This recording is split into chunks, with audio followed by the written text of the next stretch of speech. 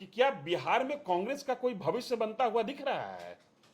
कांग्रेस का भविष्य पूरे राष्ट्रीय स्तर पर नहीं है, क्योंकि इसके लिए उनको रिट्रोस्पेक्ट करने की बहुत ज़रूरत है।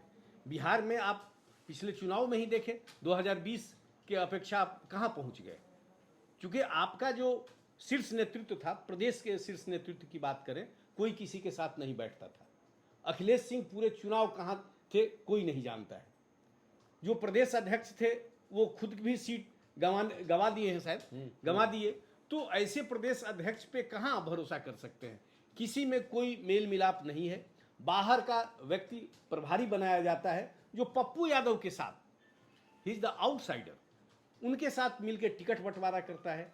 आज तक संघर्ष चल रहा है। मैं मानता हूं कि सदाकत आश्रम में आज भी यदि मीटिंग बुलाई जाए तो जूतम पैजार होना तय है।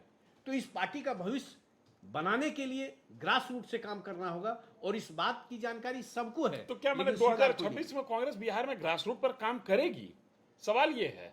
क्यों करेगी? 2026 में आखिर अब बचा हुआ है क्या है 2026 में? अब तो इनको 2030 के लिए इंतजार करना चाहिए। तो 2029 के दिसंबर में सक्रिय हो जाएगी, क्योंकि इस बार भी हम सबने देखा कि कैसे राहुल गांधी वर्ष 2025 के जनवरी महीने में ही पहली बार बिहार आए थे, और तब से लगातार उन्होंने बिहार में सड़क पर पैदल चल के नाप लिया, गली गली घूमे, कई जिलों में गए, कई यात्राएं निकाले, कभी वोट चोरी का, कभी कुछ करके, लेकिन कहीं भी कोई सफलता कैसे मिलेगी?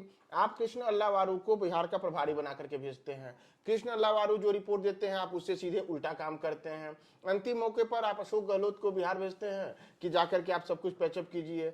जैसा सर बता रहे थे कि अखिलेश सिंह जैसे वरिष्ठ नेता को आप अचानक से हटा करके राजेश राम को इसलिए लाते हैं क्योंकि नेता को क्योंकि वो दलितों का वोट हमारी ओर शिफ्ट करेंगे। अरे भाई, बिहार में तो दलितों का वोट पाने के लिए पहले से ही जीतन राम मांझी और चिराग पासवान जैसे CPIML ये तमाम नेता मौजूद हैं, और राजेश राम कोई ऐसे भी नेता नहीं है जिनकी पहचान दलित नेता, ध्यान रखने की बात होती है। उनकी पहचान कांग्रेस नेता के तौर पे हो सकती है, दलित नेता के तौर पे नहीं थी। आप उनको दलितों के नाम पर ले आए और अध्यक्ष बना दिया, आज तक वो हैं। लेकिन लीडरशिप जो होता है और लीडर होना, इन दोनों में अंतर है। लीडर हो सकते हैं अच्छे राजेश राम जी, लेकिन लीडरशिप को लेकर के तो सवाल उठेगा। तो कांग्रेस अब शायद फिर 5 साल बाद बिहार में आएगी। फिलहाल तो मुझे नहीं लगता है कांग्रेस को है अगर बिहार में शासन की चाह तो पार्टी को शीर्षासन से उतार कर सामान्य आसन पर लाना होगा और सामान्य तरीके से जनता के बीच में जाकर संघर्ष करना होगा, काम करना होगा।